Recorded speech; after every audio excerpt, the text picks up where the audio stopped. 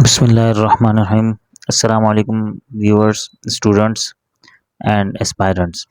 आज का हमारा lecture rain and Martin English grammar and composition book के चैप्टर नंबर 4 से होगा और इस चैप्टर का नाम पार्ट्स ऑफ स्पीच है। सबसे पहले तो हम ये जान लेते हैं कि हम अपना लेक्चर किस तरीके से डिलीवर करते हैं। हम अपना लेक्चर दो पार्ट्स में डिलीवर करते हैं। सबसे पहले तो हम ये करते हैं कि रेन एंड मार्टिन ने जो डेफिनेशंस और जो वर्ड्स इसमें इस्तेमाल किए हैं, पहले उनकी ट्रांसलेशन करते हैं और ट्रांसलेशन कर लेने के बाद हम अपने तौर पर इसको समझने की कोशिश करते हैं। यानी कि इसको हम ट्रांसलेट करते हैं सबसे पहले। जब ये वर्ड बाय वर्ड ट्रांसलेशन हो जाता है और तो फिर उसके बाद हम अपने तौर पर इसको समझने की कोशिश करते हैं। तो अब देखें, सबसे पहले जो चैप्टर नंबर 4 स्टार्ट होता है उसके नीचे लिखा हुआ है पार्ट्स ऑफ स्पीच, और इसी के नीचे से लाइन स्टार्ट होती है। पॉइंट 8 लिखा हुआ है इधर पर, और ये कहता है कि words are divided into different kinds और क्लासेस। अल्फाज मुख्तलिफ इकसाम और दर्जों में तकसीम किए जाते हैं, कॉल्ड पार्ट्स ऑफ स्पीच।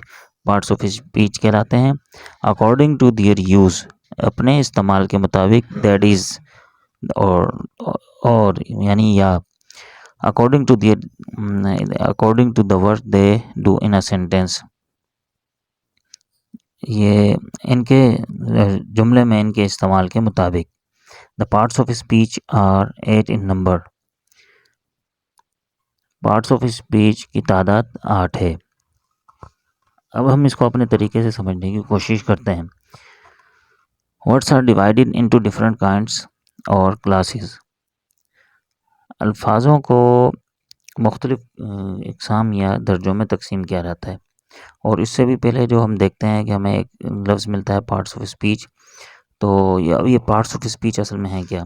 तो इस फ्रेज़ को भी जो है हम थोड़ा सा डिवाइड करते हैं या इसको डाइसेक्ट करके हम देख सकते हैं या सोच सकते हैं कि ये क्या चीज़ है, या समझ सकते हैं। देखें, अब पार्ट्स ऑफ स्पीच का मतलब क्या होगा। तो पार्ट्स का मतलब है कोई भी हिस्से, और इधर पर स्पीच जो है इसे इसका मतलब ये है कि कोई लैंग्वेज है, और लैंग्वेज के कोई हिस्से हैं जिनसे मिलकर लैंग्वेज बनती है।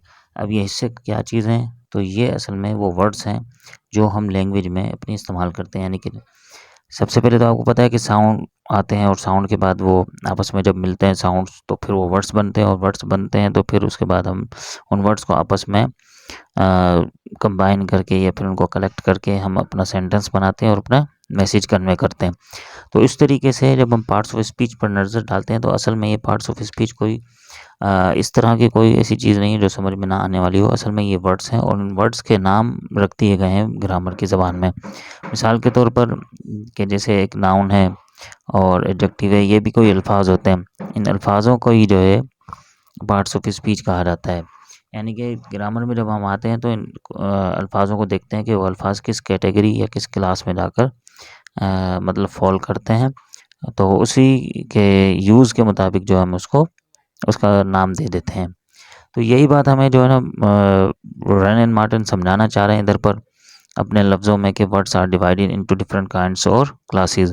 अच्छा, अब देखें कि सबसे पहले तो इसका स्ट्रक्चर को समझ लें कि अब ये जब रेन एंड मार्टिन जब कुछ लिखते हैं तो इधर पर ये पंक्चुएशंस का बहुत ज़्यादा इस्तेमाल करते हैं। जैसे मिसाल के तौर पर इन्होंने कहा है कि words are divided into different kinds और क्लासेस।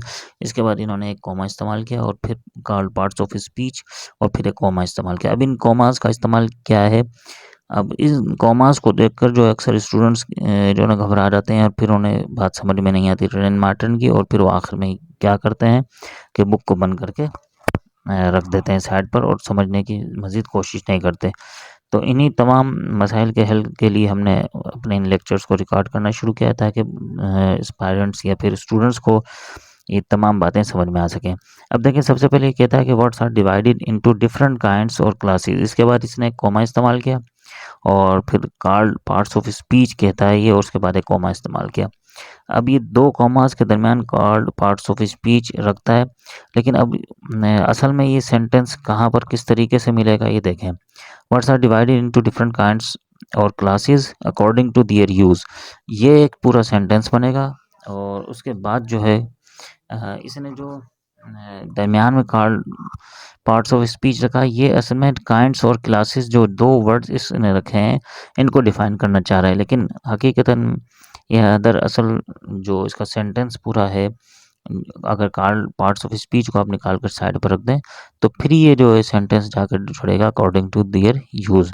तो इसका मतलब ये रहेगा लफ्ज़ों को उनकी इकसाम और उनके दर्जों के मुताबिक उनके इस्तेमाल के मुताबिक जो है दर्जों में तकसीम किया जाता है। यानी कि अब जो अल्फाज होते हैं उनके सबसे पहले तो ये देखा जाता है कि उनका इस्तेमाल किस तरीके से हो रहा है सेंटेंस में या फिर किसी भी लैंग्वेज में, कि उनकी किसी सेंटेंस में या किसी मतलब पैराग्राफ में, खैर पैराग्राफ तो हम नहीं कह सकते लेकिन ज़ाहिर है सेंटेंस से बनकर ही पैराग्राफ बनता है, तो सबसे पहले हम सेंटेंस को ही डाइसेक्ट करते हैं और उसके मुताबिक ही उसको पार्ट्स को हम देखते हैं। तो सेंटेंस को जब आप देखेंगे तो उसके अंदर क्या होता है, वर्ड्स का ज़ाहिर इस्तेमाल होता है, तो उसमें ये देखा जाता है कि कौन सा वर्ड किस वर्ड के साथ आपस में मतलब अपना पेयर बना रहा है या फिर खुद से अकेले से किसी सेंटेंस में इस्तेमाल हो रहा है। तो उसी जिस तरह से वो उस सेंटेंस में इस्तेमाल हो रहा होता है उसी तरीके से उसका नाम रख दिया जाता है। या फिर पूरी लैंग्वेज को आप देख सकते हैं कि पूरी लैंग्वेज में किस तरीके से कौन से वर्ड्स कहाँ पर इस्तेमाल हो रहे हैं, तो उनके यूज़ के मुताबिक उनको रख दिया जाता है।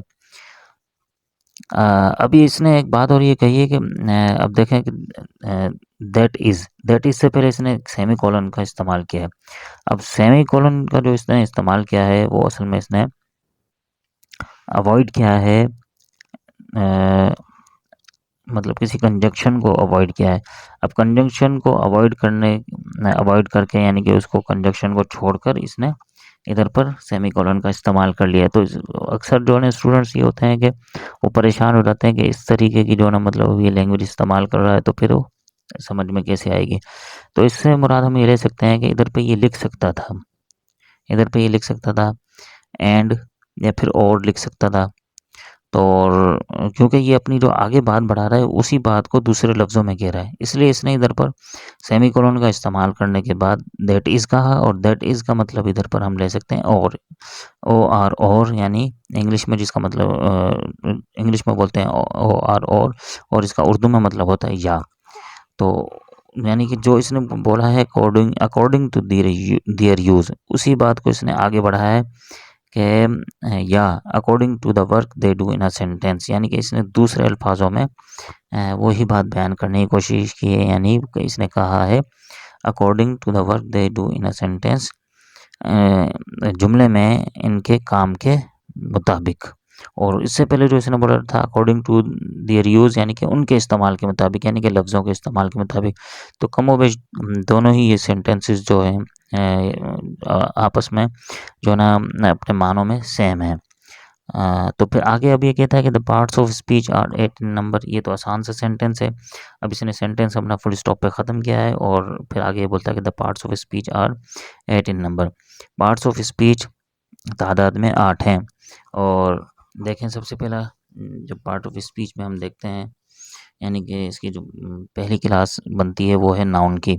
उसके बाद है सेकंड पर एडजेक्टिव, थर्ड पर है प्रोनाउन, फोर्थ पर है वर्ब, फिफ्थ पर है एडवर्ब, सिक्स्थ पर है प्रीपोजिशन और सेवेंथ पर है कंजंक्शन और एट्थ पर है इंटरजेक्शन।